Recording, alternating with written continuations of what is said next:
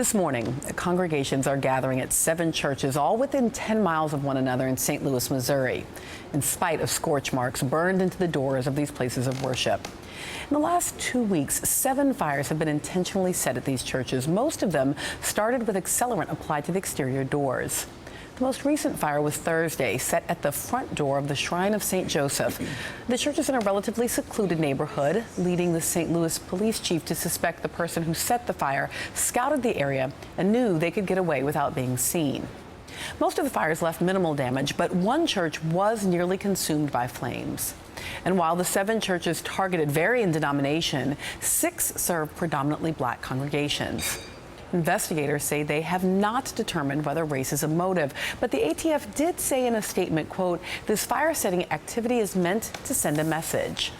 Thursday, the firefighters from across St. Louis canvassed the city, letting neighbors know about the $9,000 reward, and the fire chief called on the community for help.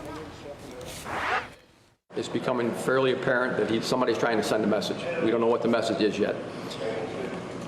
I'd like to send a message back right now. You know, the churches have always provided assistance to everybody in the St. Louis region. Now it's our time, the people of the region, to provide assistance to the churches. It's important to understand the string of fires happened in St. Louis, a city that has been at the epicenter of protest and distrust following the death of Michael Brown last year. And all of the fires have occurred near Ferguson, where last year the Justice Department found a pattern and practice of discrimination against African Americans by the city's government and police. Burning churches has been a tactic deployed by white supremacist groups for decades and is a living memory of the civil rights movement. So when it happens again, regardless of whether or not we know the actual motive, in this case, the linkage is made through the feeling, through the experience of community.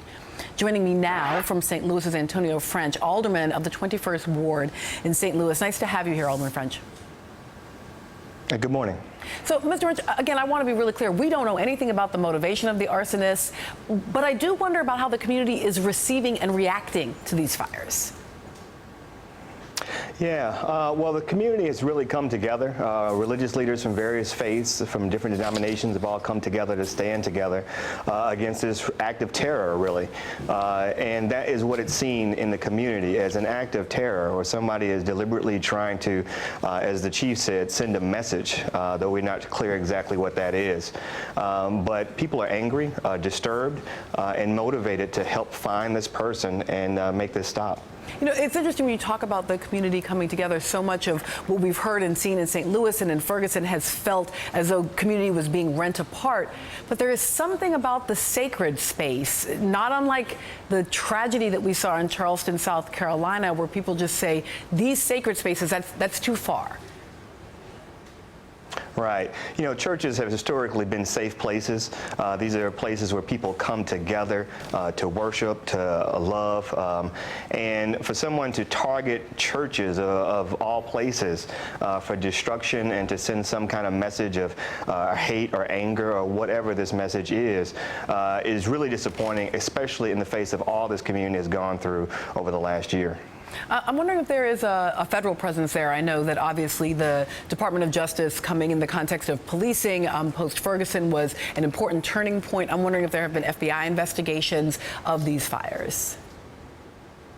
Yeah, so the ATF is on the scene, working with local authorities, both local police and fire arson investigation. But as of yet, we have not had any leads that we know of, and certainly have not arrested anyone yet. Most of these fires, as you noted, have been at African American churches. This last one, though, seemed to be a different pattern. It was at a more mixed church in a different area, and so it's not clear if this is the same person or maybe even a copycat. Hold on for me a second, Alderman French. One of my guests, Maria Hinojosa, would like to jump in. She has a question for you. Alderman French, I was just wondering when I first heard about this story, and I'm sorry if this is a strange question, but the reward of only $9,000? I don't understand that. To me, it seems very small. Why isn't that reward a larger amount? Is that anything that's come up at all? It just seems like such a small amount to motivate somebody to come forward. Yeah, I expect that number to grow. This has happened over a very short period of time. I think the original amount started at 2 and grew to 5 and then grew to 9. I expect that to grow even higher. But frankly, it shouldn't really take a reward for somebody to give information for this. This is our community, and if anybody has any information, it should not be motivated by financial gain. We should just come forward and do the right thing. Alderman French, let me ask one last question that is on a slightly different topic. Just one last question. We've been talking a lot about policing this morning. One of the things that we've had a conversation about is the idea of this Ferguson effect, that post the Ferguson experiences after the death of Michael Brown more than a year ago, that there is now kind of concern that police officers around the country are not actively policing. Is that a conversation there in St. Louis, and what's the nature of that conversation? Yeah, that's been a conversation from the very beginning. There was some talk from some in law enforcement to explain an increase in crime as somehow the Ferguson effect.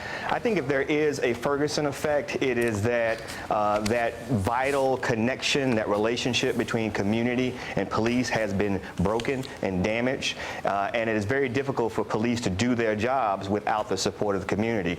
It's very difficult to catch criminals, and especially violent criminals and murderers, without people coming forward, and that is why that relationship is very important, and we have to do whatever we can do to repair it as quickly as possible.